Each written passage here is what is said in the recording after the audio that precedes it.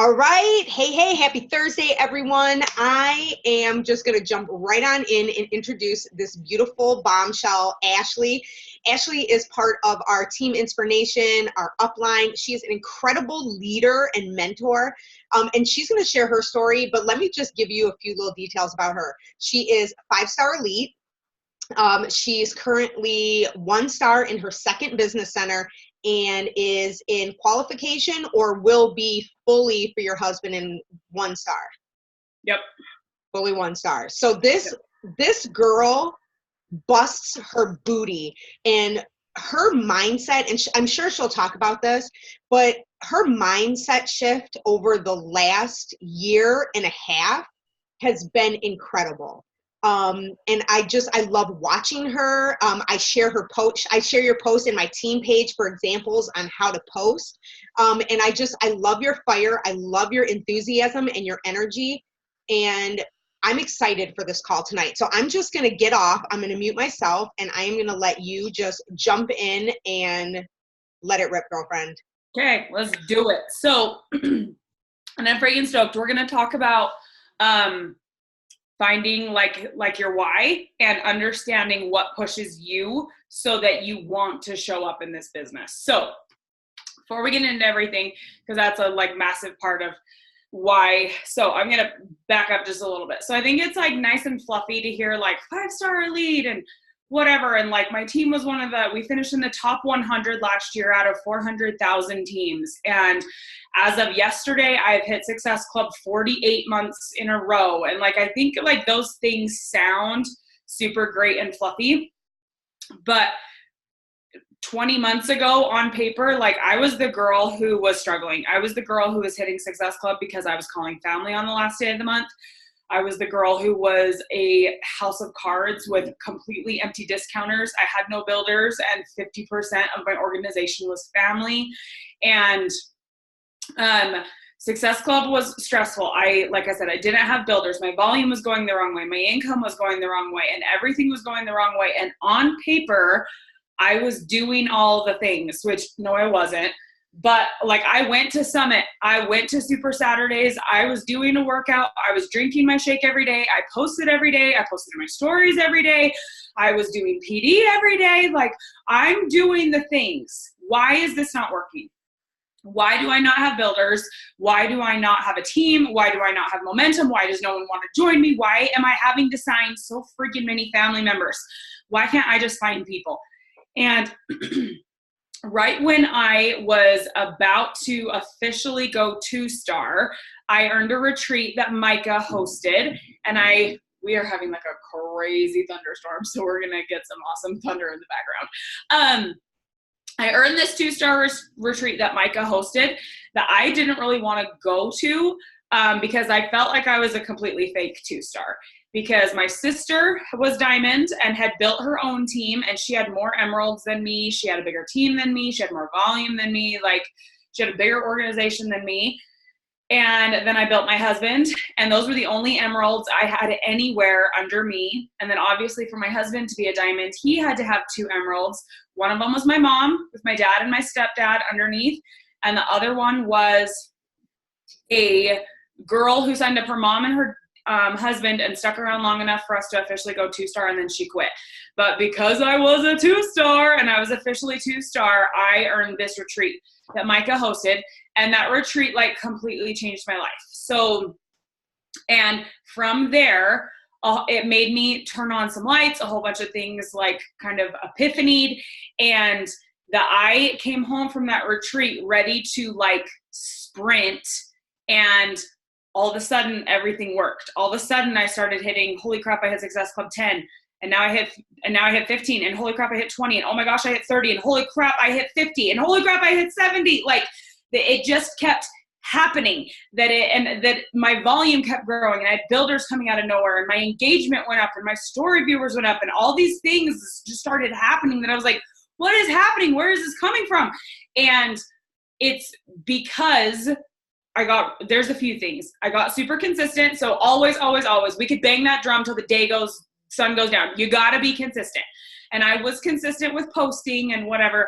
I wasn't consistent with doing intentional personal development that lights my soul on fire. And I wasn't intentional with doing a power hour. Which a power hour is connections, invites, follow-ups, adding to your network. I was consistent with posting and stories and leaderboards and all the fun, fluffy stuff, which that stuff's important too. But connections, invites, follow-ups, add to your network is what a power hour consists of. And I never did that stuff.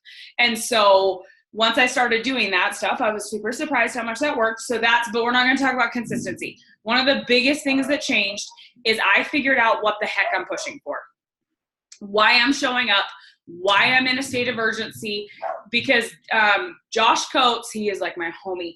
He has this awesome analogy about like, if you're driving down the street and all of a sudden you see some smoke a couple blocks away and you're like, oh my gosh, there's smoke and all these fire engines are going past you and you're like, dude, somebody's having a bad day.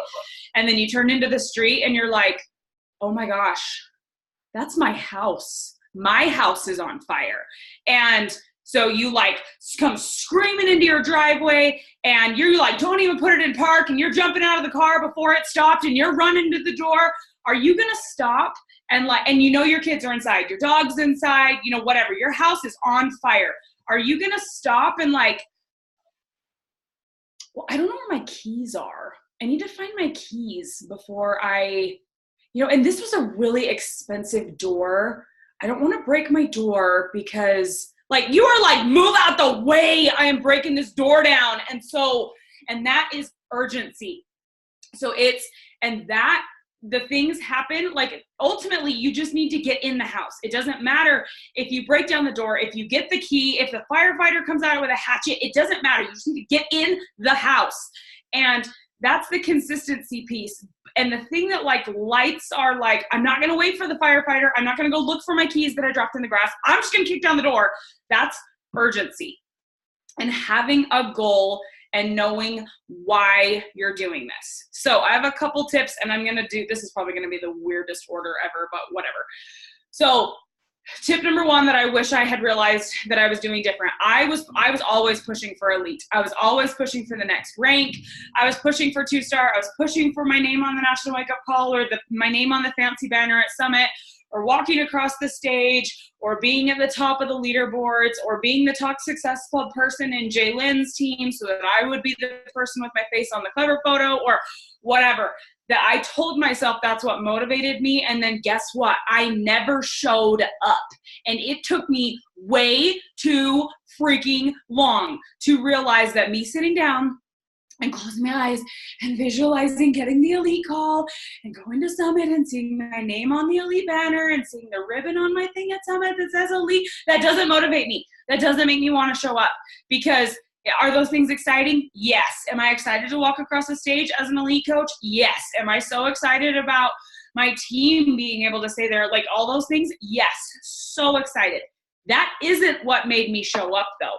And for the longest time, I was trying to push that square peg into a round hole, that you want to be recognized, you want to be recognized, you want to be recognized. When I signed up to be a coach, I wasn't thinking, I'm so excited to sign up because someday I'm going to be elite.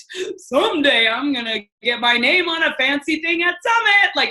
That's not what motivated me. When I signed up, I wanted to bless my family. I wanted to quit my job. I was working a transcription job when I very first signed up. I was making like $300 or $400 a month. I hated my schedule, and I got to make my own schedule, and I still hated it because I had a minimum amount of work I had to do every day with soundproof headphones. I had to be completely dead silent. It was super stressful. We could never go anywhere because if I messed up my daughter's nap, then I couldn't do my transcription stuff. And so my goal when I signed up was that someday I wanted to make $500 a month. $100 to cover my Shakeology, $400 to cover my transcription job. And so when I started working, that's what I was telling myself, that, I'm a brand new coach and I have no freaking clue what I'm doing, but someday I'm going to make enough money to quit this transcription job I hate. Guess what? I did it in 6 weeks, and I was able to quit that job in month 2 of my business. And looking back, I'm like, duh, it's because I knew what I wanted and I knew why I was showing up, and I had a goal that had a metric and it had this thing I was pushing for. But anyway, I just went off on a weird tangent. and then I knew that goal. I wasn't thinking like, I want to be a diamond. I want to be this. Like I had like things that tied to my family that I knew that hitting those income goals or I was showing up because I wanted to bless my family. And then I was hitting all these goals. And then all of a sudden I found out about Elite because Jaylyn hit Elite. And I was like, oh, I want to be Elite. I want to be Elite. And everything turned into Elite. And then my business slammed on its brakes because I started making it a goal to be Beachbody famous, for lack of a better word, rather than making it a goal to bless my family's life. So when I went to this retreat, I was mega pregnant, like 5 days away from giving birth, kind of pregnant. And I thought I was going into labor the day before because I was so stressed about going to this retreat and I don't belong and I'm a fake 2-star and it's my last weekend as a family of 3 and I'm never going to get this time back and I shouldn't be going to a Beachbody thing and insert mom guilt and whatever. Thankfully, my husband, like, I don't even want to think what would happen to our life if my husband hadn't pushed me to go to that retreat. But I went and my husband, but I thought I was going into labor. And so I called my husband and I was like, I need you to, he was working out of state and he'd been working out of state all summer for the second summer in a row. Our daughter was growing up seeing dad on FaceTime. That's how she saw him. He was working his body into the ground. He was miserable. I never saw him. We fought a lot. Things were really tense. And, but in my head, everything was his fault. And if he could just get a new job, everything would be better. And if he could just make enough money, not having to live in another state, then everything in our life would be better. And he thought everything was my fault. And if you could just make Beachbody work, I could come home. And if you could just show up better, and if you could. And so we had this constant, like, whatever, where, I could tell you all the reasons why Beachbody will never work for me. I'm not as pretty as Jaylyn. I'm not as, like, legs for days as Melissa and Micah. I'm not as this. I'm not good enough with my time. I'm too busy. It's important to me to be present with my kids, and therefore I can't run a business. I could tell you all the reasons why the business could never work for me. And I called Jake because I was in labor, and I was like, I thought I was in labor, and my midwife wanted me to go into the hospital. And Jake was like, I can't come home. And something happened in that moment that I was like, I don't know what I'm doing wrong in Beachbody, but I'm going to figure it out. And we're going to bring you home from this job. Like, we're not missing milestones. We missed so many milestones. He was gone on our anniversary, both years that he worked at that job. And he missed so many milestones with my oldest. He missed basically my entire pregnancy with Emma. And I was incredibly sick and was having to basically, like, fend for me and my 3-year-old. Life was just, and I was like, I'm done. You're coming home. I have no idea how. And he was like, I'm not coming home. That's not a goal. I'm not coming home. But I was like, no, I'm doing this. I'm willing to show up. I'm willing to send invites when I don't want to. I'm willing to do connections when I don't want to. I'm willing to do follow-ups when I don't want to. I'm willing to follow the meal plan when I don't want to.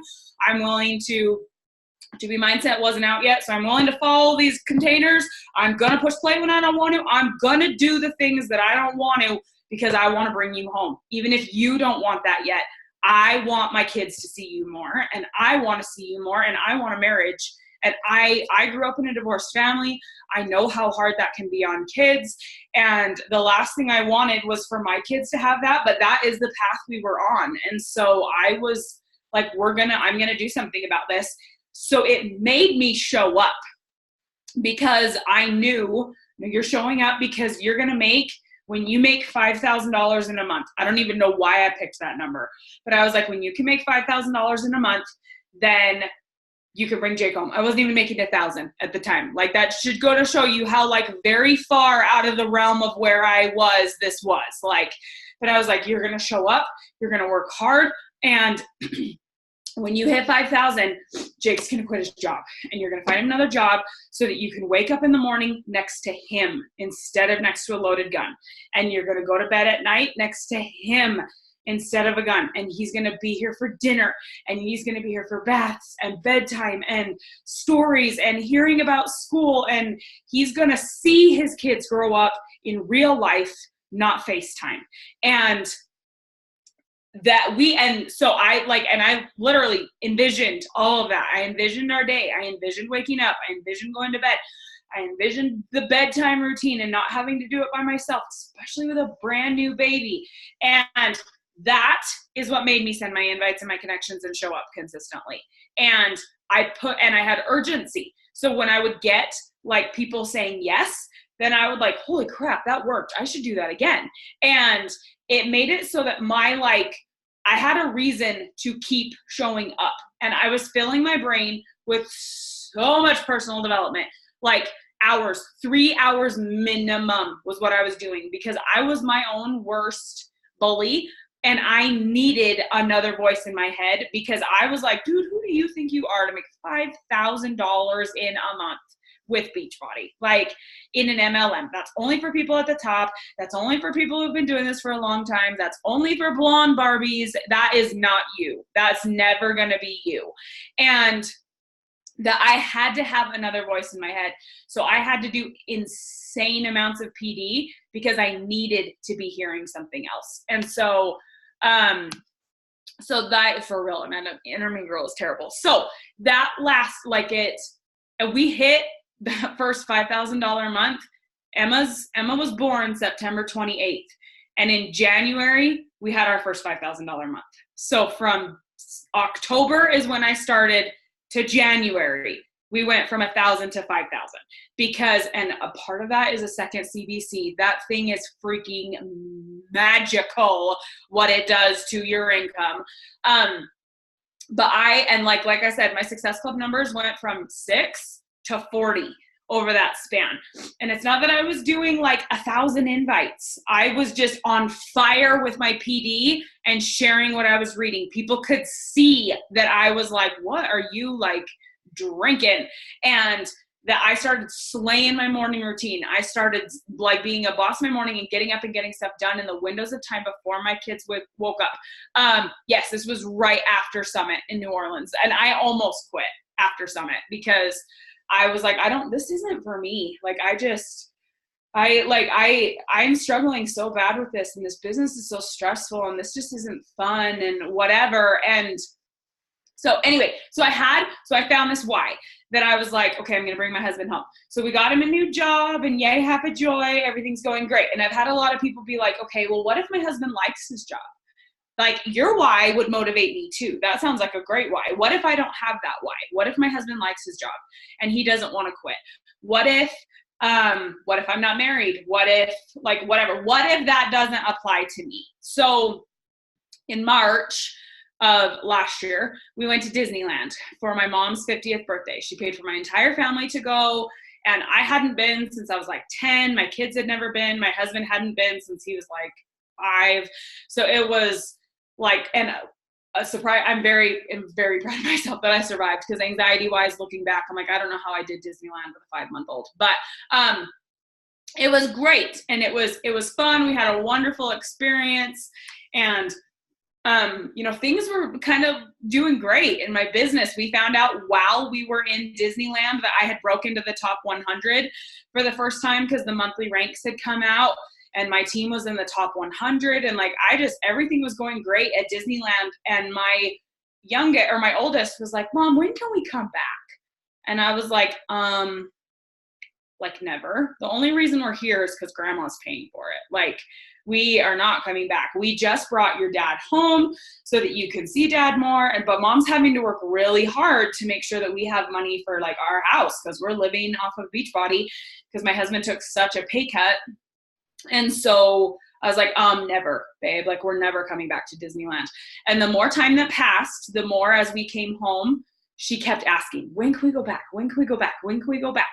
And it was in April that I kind of was like, you know what, let's pull out a calendar. So I looked at her birthday. Her birthday is January 10th, which was the second Friday of January. And for those who don't know, that's when they call to tell you you've hit elite.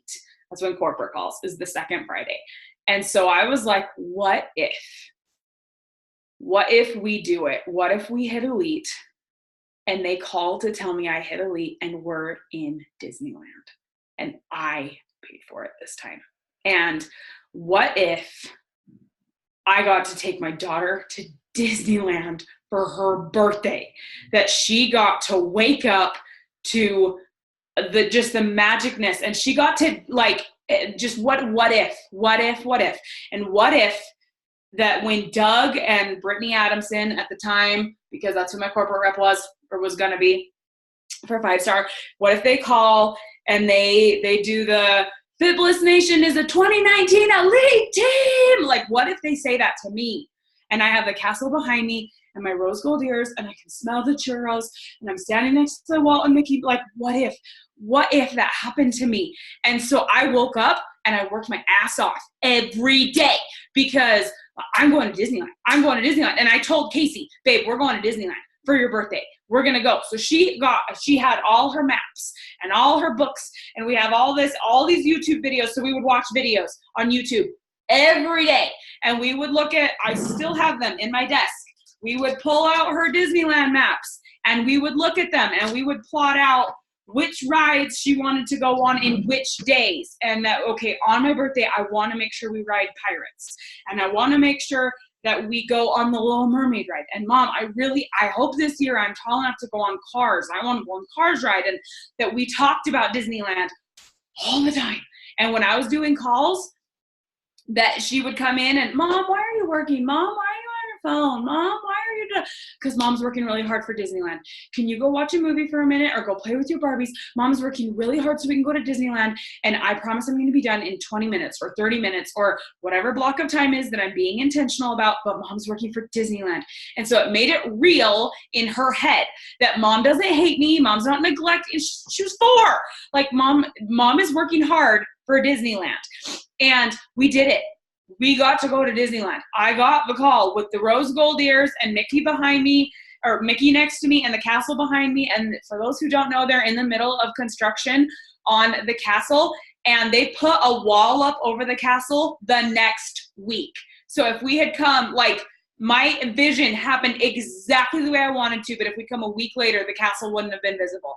And like, we could, it just, everything happened exactly the way I wanted it. And my daughter on her birthday got to wear this incredibly big, and we went for 4 days, and we flew because I didn't want to drive, and we paid for a flight for Emma so that I didn't have to hold Emma. She got to sit in her own seat, like, and we got to stay at this castle that looked like, Casey thought it looked like Hogwarts, because we didn't just stay in like a dump. We got to stay in a nice hotel because I woke up and worked my butt off every day. And but on her birthday, she got to wear this like incredible, big, puffy Belle dress. And we went to Bibbidi Bobbidi Boutique, and she got her hair done and got to do all the things. And as we were walking around the back of the park in the middle of the day on her birthday, we walked past Belle and the Beast. And the Beast had like a come apart that he flagged us down. And he was like, I mean, obviously because they're in costume, he can't talk, but Belle could talk. So he was like waving, and Belle was like, wait, Belle, come here. So we went over, and the Beast danced with Casey. And we like had this big crowd of all these people watching the Beast dance with my daughter on her birthday. And you better believe the whole time I'm sitting there thinking, I'm so glad I worked hard to hit Success Club every day and recruit builders. Bullshit. That is not what I was thinking. I was thinking, this is why I show up, because I look at this memory I just created with my family, because I'm living a healthy life and I'm sharing it and I'm inviting other people to do this with me. Like, this is freaking amazing. Look what is happening to my life because I decided to share what I'm doing consistently. And that's what happens when you find like a why. And I always have to fight to find one after we hit it. Once I hit it, it takes me a minute to find another one. When we hit bringing Jake home, what did I say? We hit it in January, and I didn't figure out Disneyland till April. I had 3 months of staying stagnant. And guess what? Success Club numbers didn't go up. Recruiting didn't go up. Success Club didn't go up. Volume didn't go up. Income didn't go up. Nothing went up because I was not looking up. I was looking at staying here. And the more I looked at staying here, the more stuck I stayed. So And then I found Disneyland. And then we went up. Well, guess what happened in January after the elite call?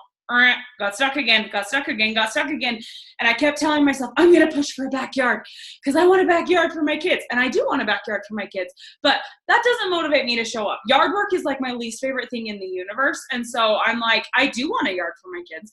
But that doesn't motivate. But we're at the point now, like, and again, we're at a phase right now that I'm like, I want this. I don't know that he wants this. We'll see what happens. I want to retire my husband 100%. And I just want to bring him home. And we're just going to be a full-time family. 24/7. My kids will always get to see their dad.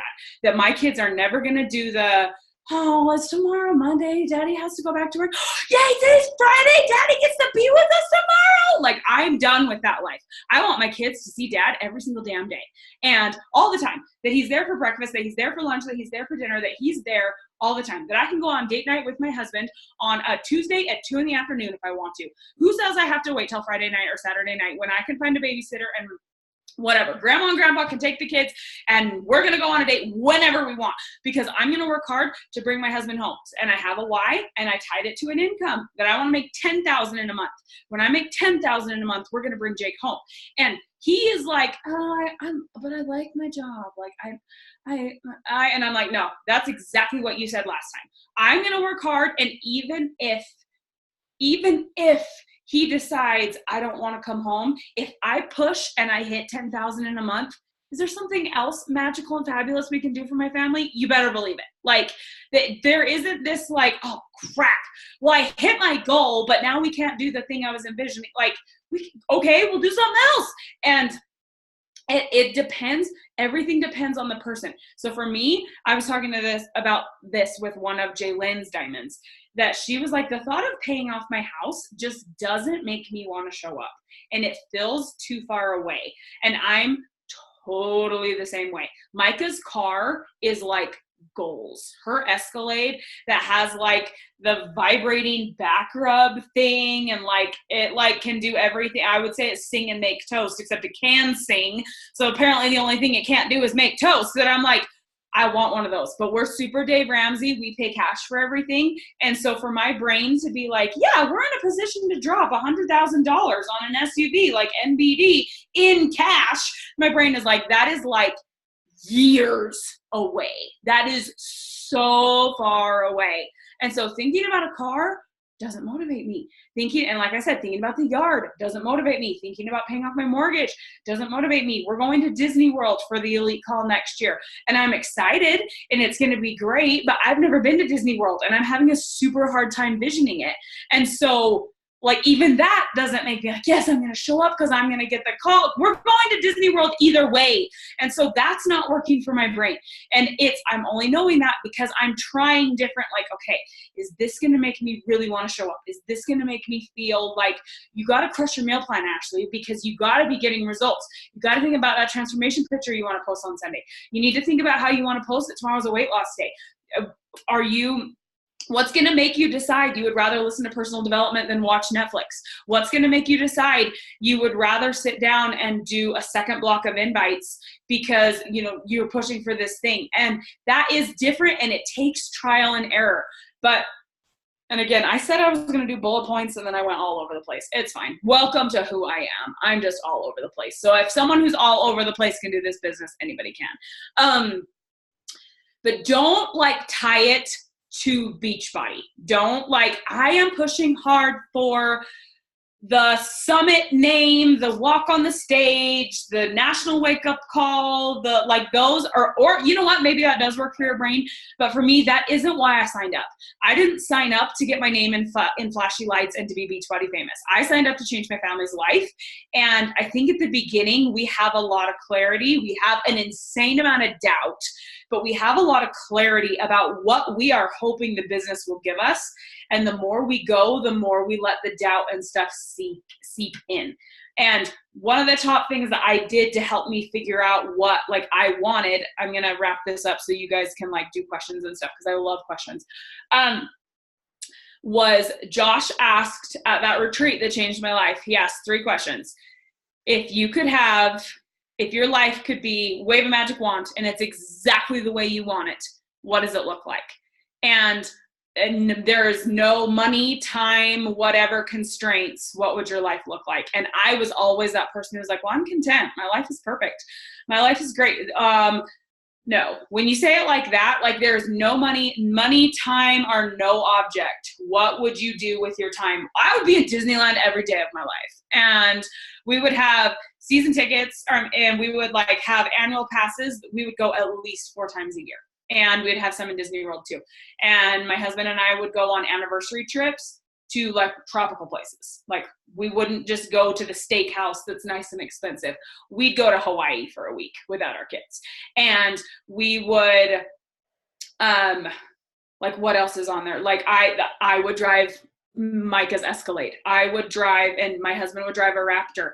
And Micah has a Mercedes for date night. Ashley wants a Camaro. Like I know, like, and so I listed out all these things that I was like, well, that, but then, and then this is exactly why Josh asked the second question. Okay, so now you know that you want to get somewhere where you're not. What is holding you back? And why can't you get there? And those are limiting beliefs. And the more that I started realizing how mean I was to myself, that I was telling myself how I could never do this. And the way you know it's a limiting belief is say it out loud and envision your husband saying it to you. Envision your coach saying it to you. Envision, and that's the thing that breaks my heart. And it's been really eye-opening because I've started calling my challengers out on it. That they'll message me and they're like, I'm so sorry I've sucked at checking into the group. I've just been so lazy and you probably hate me. And that I say, okay, no, we're going to stop right there. Let's flip it. What if I said that to you? What if I said, I'm really frustrated with you because you just haven't been showing up. And I'm really struggling with feeling like I hate you because you are just so lazy. How would you feel if I said that to you? And that like, girlfriend, why are you talking to yourself that way? And that exercise with Josh made me realize I was telling myself all the reasons all the time, all day long. I was telling myself all the reasons I couldn't be good at this. And then I was looking for proof that you can't be good at this business and still have kids unless you have a live-in nanny. See, Melanie Mitchell has a nanny, and Micah has a nanny, and Kate Schultz is killing it, but she doesn't even have kids. And Ashley Feldison's killing it, but she doesn't have kids. And Emily Luciano just retired from her full-time job, but she doesn't have kids. But Jaylyn is killing it, and she has a nanny. And Cosie's killing it, but Cosie doesn't have kids. And like that, my brain was like, either you don't have kids or you have a nanny. There is no one in the whole network of 400,000 coaches who has figured it out with both. That they don't have a nanny and they have kids. No one has ever figured it out. And see, here's all this proof. I just found like 7 examples of people like that is what a limiting belief is. When you tell yourself the story, or when I tell myself, I can't be good at this because I'm not Beachbody Barbie. Like Lindsay Matway is like this perfect blonde, and oh my gosh, Ashley Molstad is like Barbie, and Emily Favre is a freaking Barbie, and Bonnie Engel and Jaylyn, and look, I just named 5 Barbies without even thinking about it. Apparently there's never been a brunette in the business. Apparently there's never been a guy who's been in the top 10.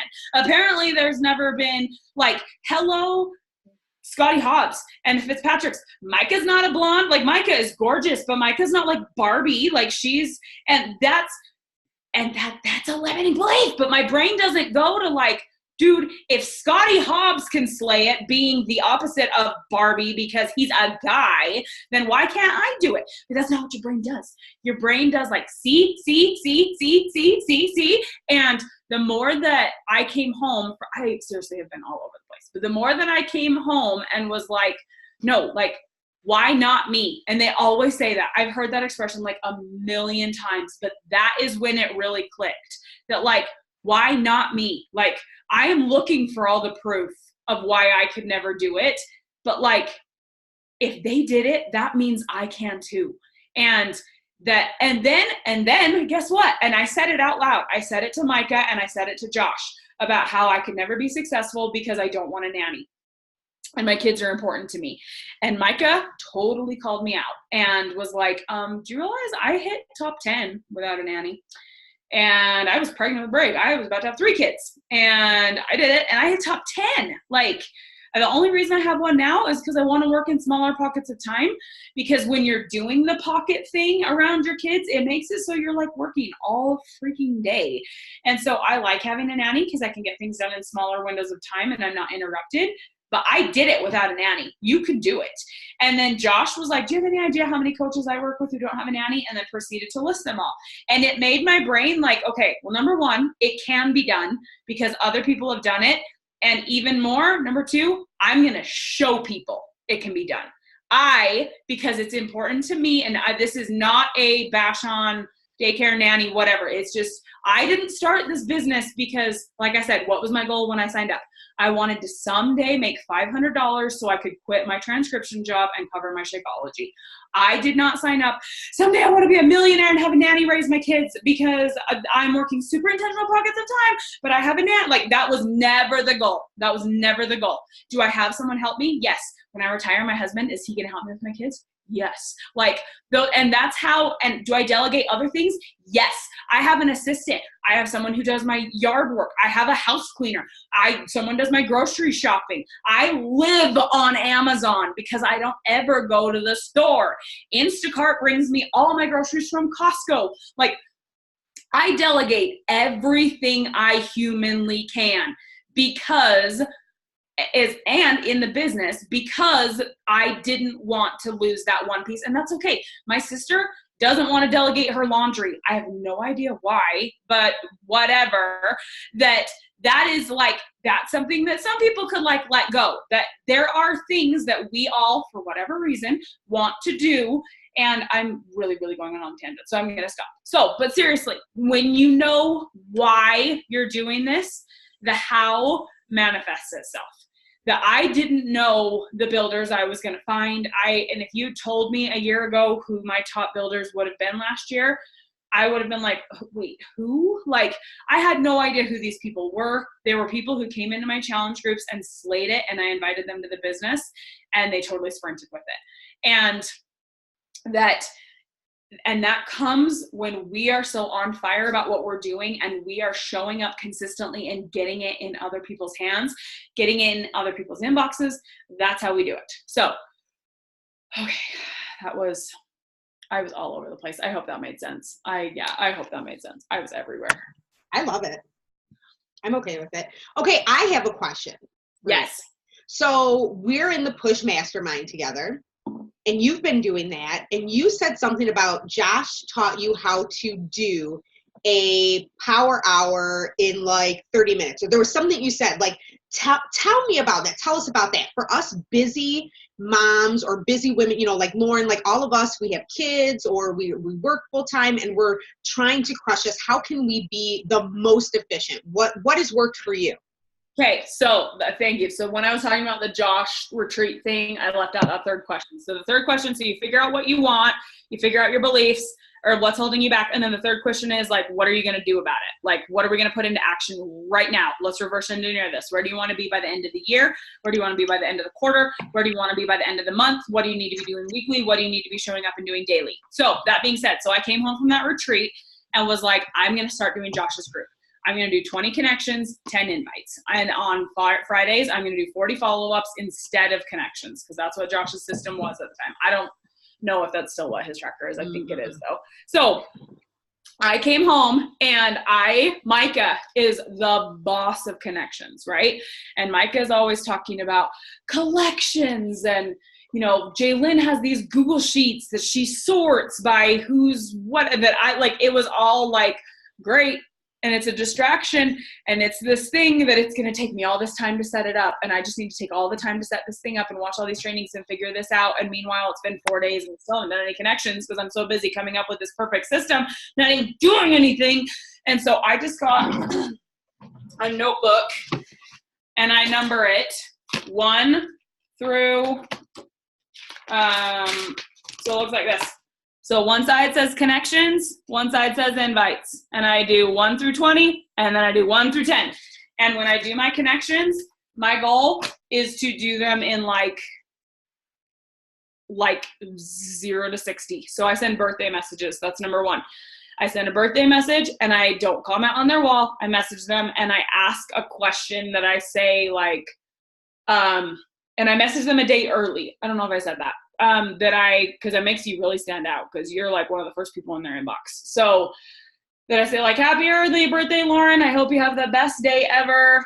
Are you doing anything fun to celebrate? Like something like that. Or I used to say something about like, I hope you don't end up having to do any laundry because that's the last thing I want to do on my birthday.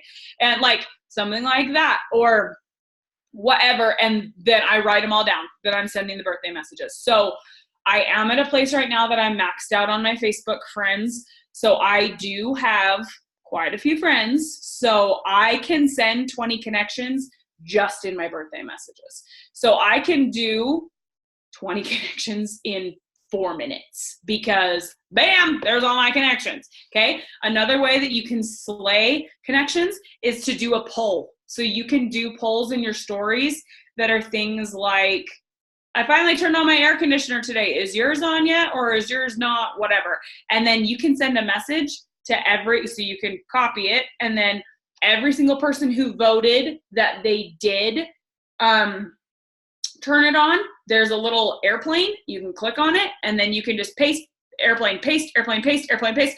And you can message all the people who voted in your poll, like bam, bam, bam, bam, bam, bam, bam, bam, bam. And then you come up with another one for the people who haven't turned it on yet. And you could turn it into anything. It could say, that's crazy you haven't turned it on yet. Where do you live that you haven't had to turn your AC on yet? Because then you're asking them a question, so they're going to reply back to you and you're going to start like building a relationship. And it's not weird. You're not like cold messaging someone trying to find out where they live. Like they just voted on your poll. So you can do the same thing if you do like an outfit post. If you're like in your stories that you're like, should I wear like the long necklace or the short necklace? That depending on what they vote on, you can message them and being like, hey, I'm still trying to figure this out. Thank you for helping me vote. If I wear that long necklace, what color earrings would you put with it? Or whatever. So that it like, and be prepared because people love giving their opinion. So your inbox is going to explode if you do this. But it like, and people like the one-on-one that they're like, oh, she really like does value my opinion. She wants to talk to me about this one-on-one. And you can like slay connections super fast. You can do the collection thing where you're going into the collection and go click on them, comment, come back. Go click, comment, come back. Like that still should take like 45 seconds a person. That should be super fast. You on Facebook, you can make an interest list of all the people that you know you want to have in a group, and then you scroll that news feed instead of your main news feed so that you're seeing your people you want to be interacting with, you're seeing their stuff.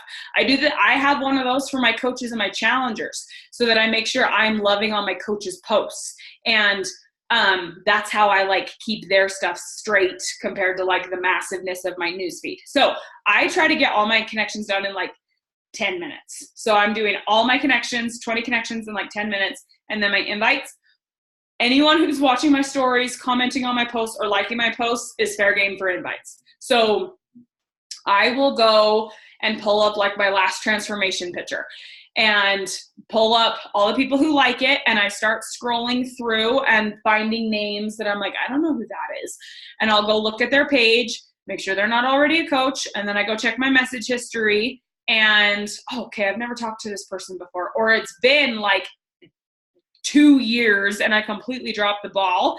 And then I'll just write their name down. I don't send the message yet. I just write their name down. And I keep going through my likes so that I get my names, because invites are hard for me and I will talk myself out of them. And if I send the invite, then I'm like, oh my gosh, the bubble came up. They saw it. Oh my gosh, I got it. And I got to go find my names and where's my work? Like I get super weird. So I'm going to find all the names. I'm going to write all the names down. Now I'm going to go get my script, and my script says something about like, just wanted to say thanks for liking my transformation post. It's super hard to be vulnerable about that stuff sometimes, but it means a lot to me. So thank you.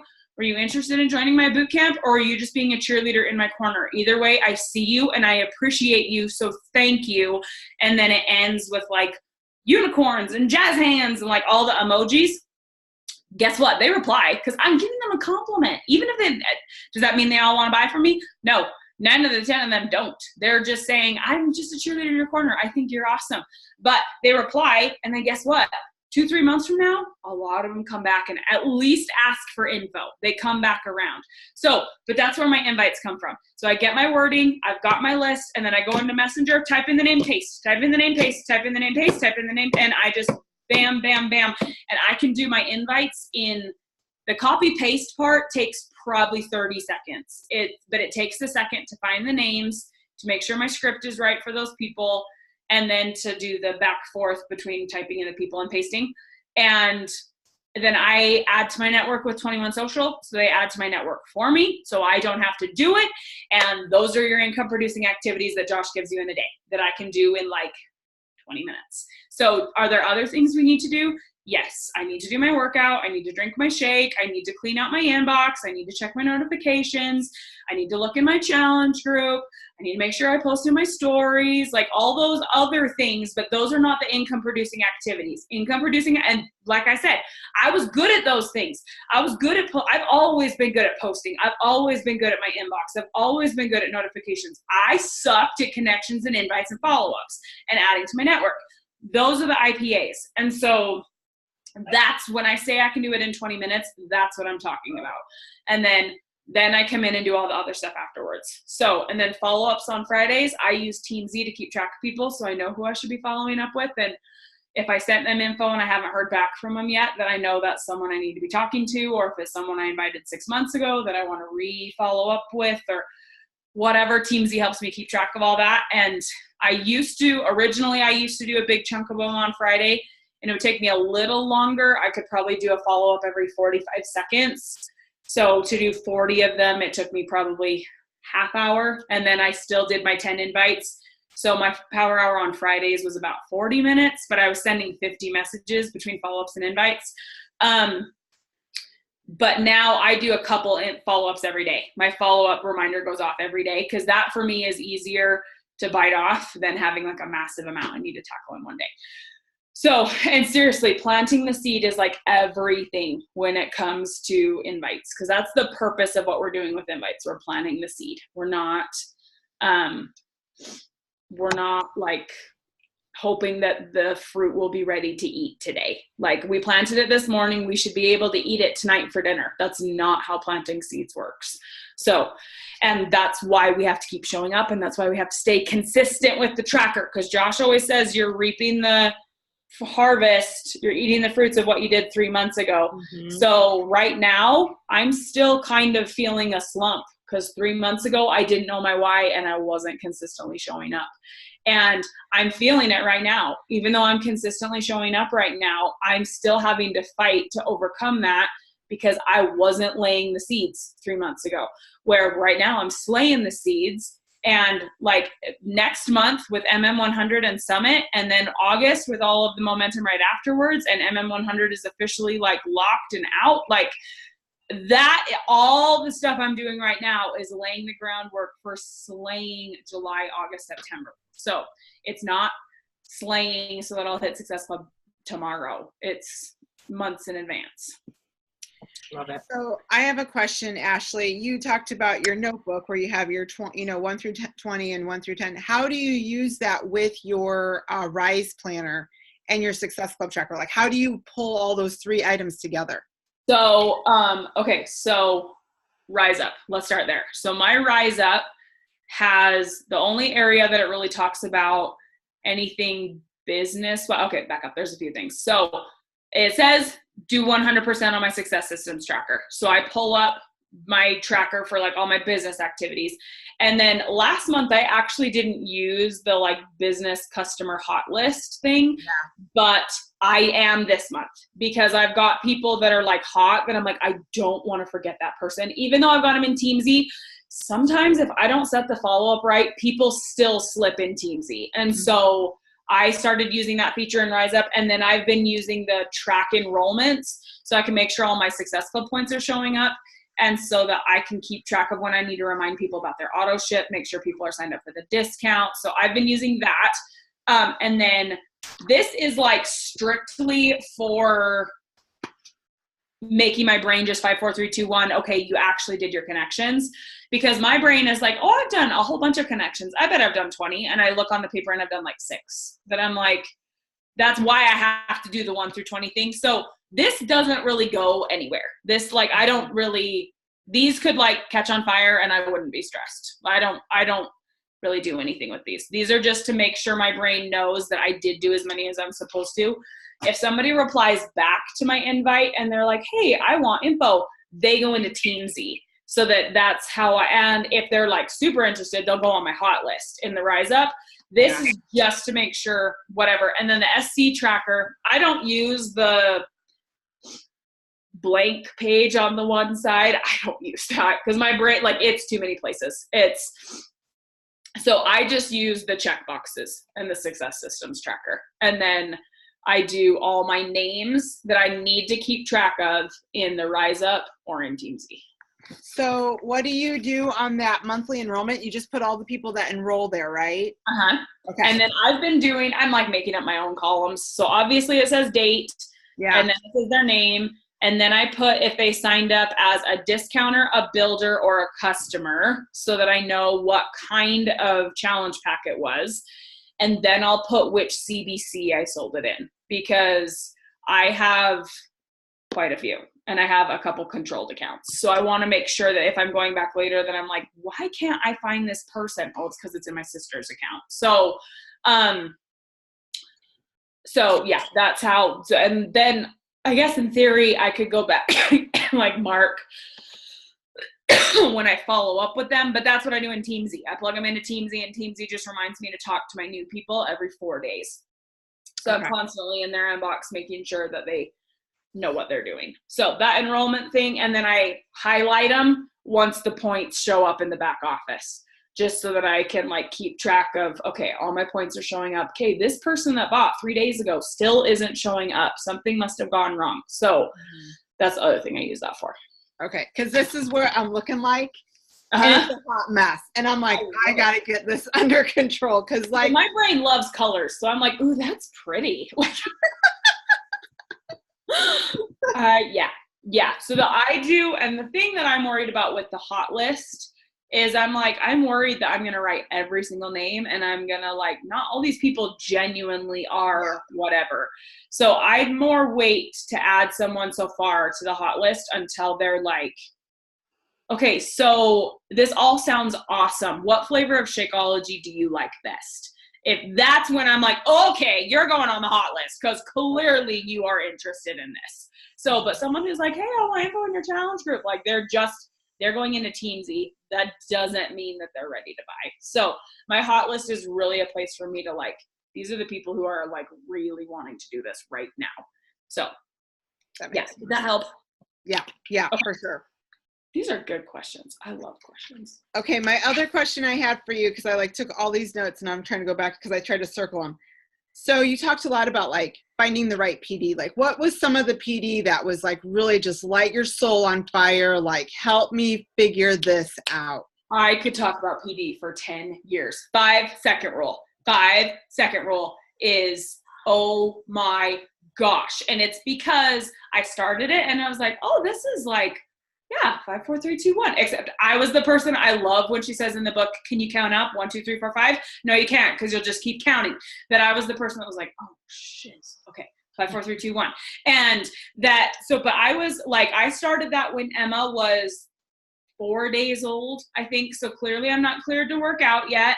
And I have a 4-day-old baby. My husband's working in another state. Life is chaotic. My oldest just went into preschool. Like everything is great. And like, not to mention what on earth is happening to your body when you have a 4-day-old baby.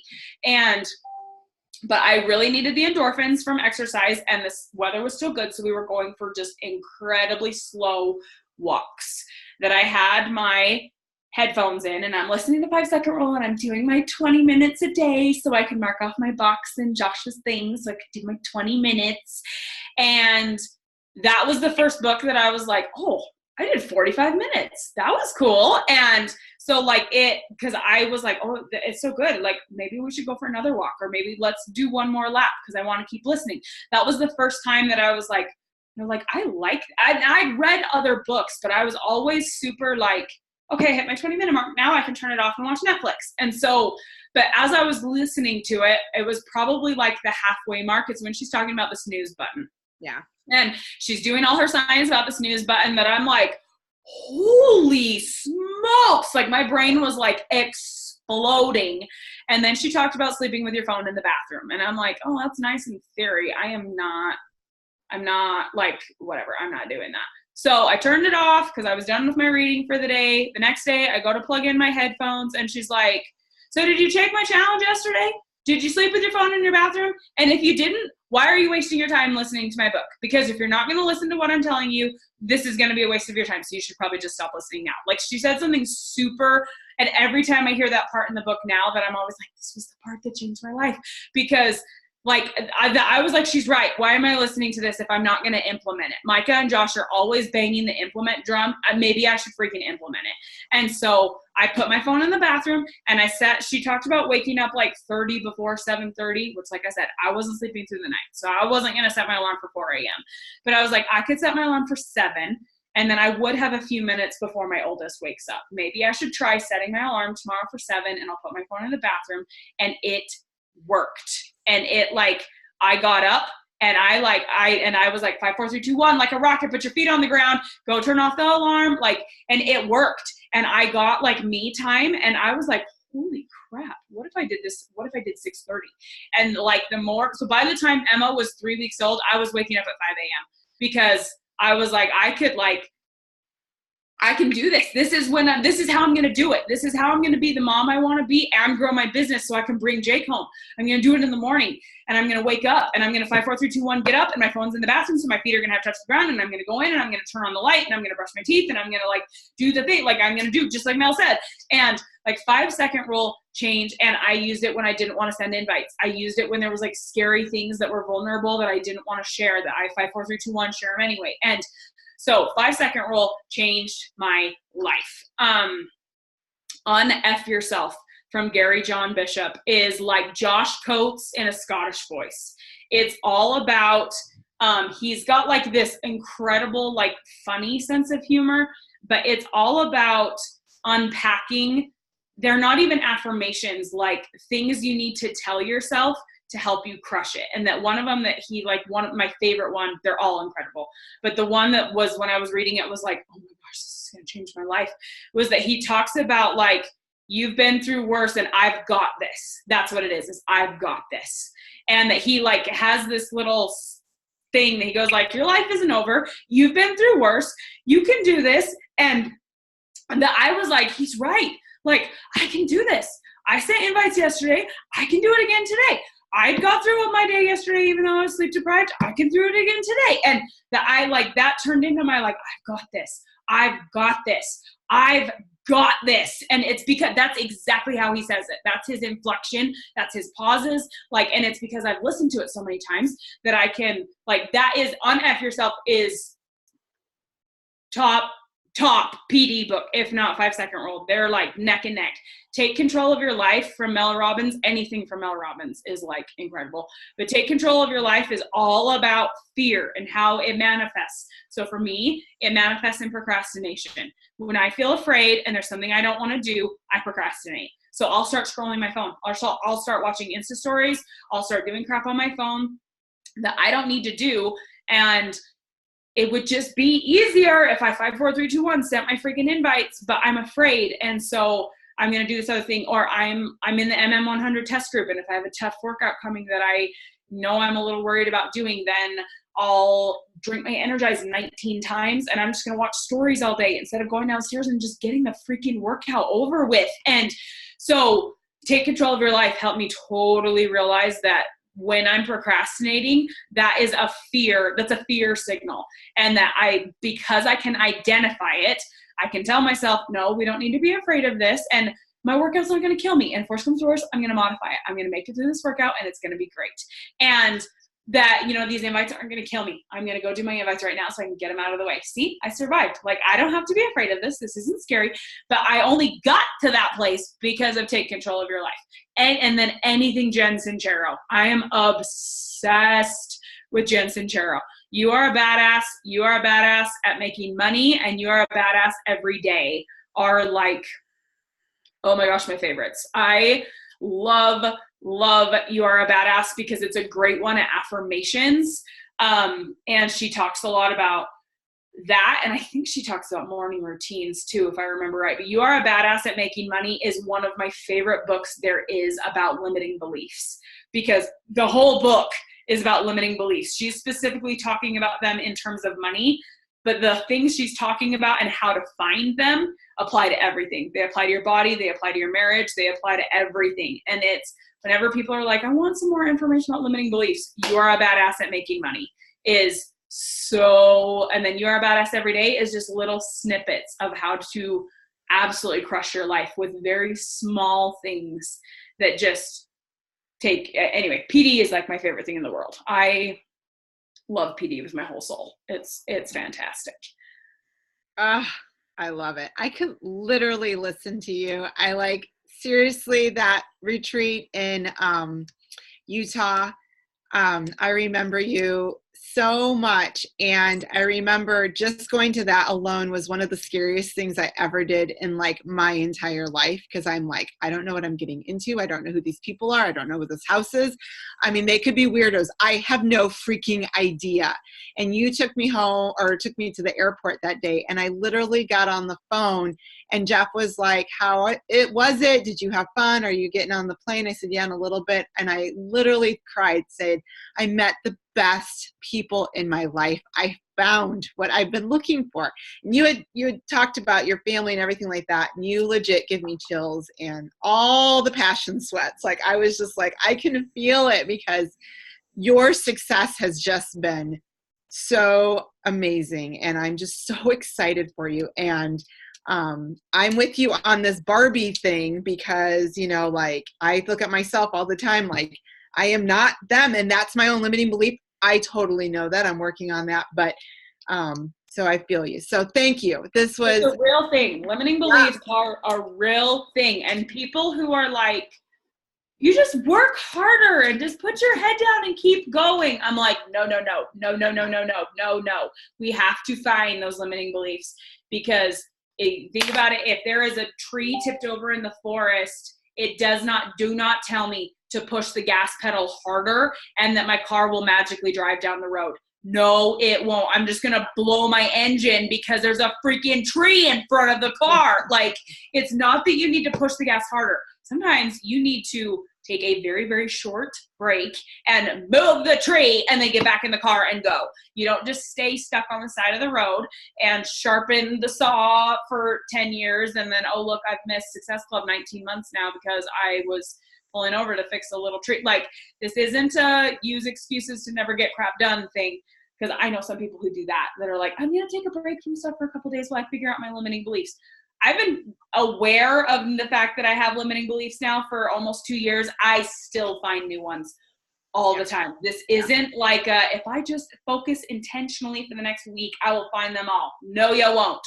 And they take time to find. They take time to work out. They take time to like get deep rooted. Because my whole thing about not wanting a nanny and being present with my kids it completely stems back to my childhood, and it has to do with stuff that happened when I was a kid and how I was raised and some traumatic stuff that happened when my mom worked and threats that I had and that I didn't feel safe because I was with the caregiver while she was working, and it stems from that.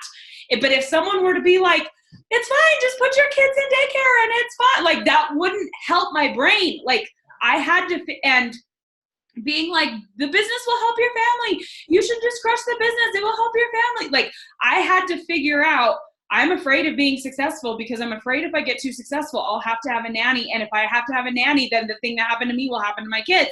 And that I had to like get to a point where, like I said, that I could tell myself like, no, you can be whatever kind of success you want to be in this business, and you can do it without a nanny. Like, and the only reason I realized like that's why I've been holding myself back is because I figured it out. But that took me forever to figure out. So limiting beliefs, they are a thing, but you just keep pushing. And for real, our community is just like, I remember when I signed up, people were like, if Beachbody was just a dream, not if it went bankrupt. Because if Beachbody went bankrupt tomorrow, we all know our meal plan. We could at least keep going with the meal plan. Yeah. And We've gotten in a great habit of personal development. We have an incredible community. Like, there's lots of great things we would still have if Beachbody went bankrupt tomorrow.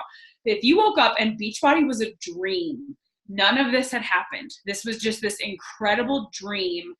And what would you miss?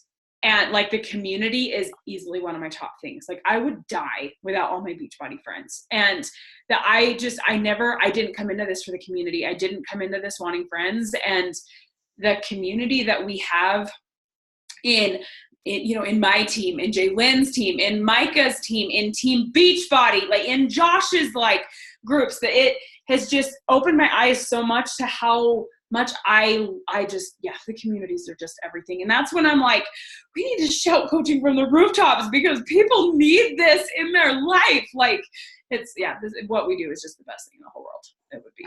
Yes, girl, preach. I love it. Yes. Okay, well, I want to be cognizant of your time, and thank you so much, and everyone else's. Thank you guys for hopping on with us. This was so good. Thank you. Thank you. Of course. Thank you for having me. I'm glad it was helpful, and I'll talk to you guys later.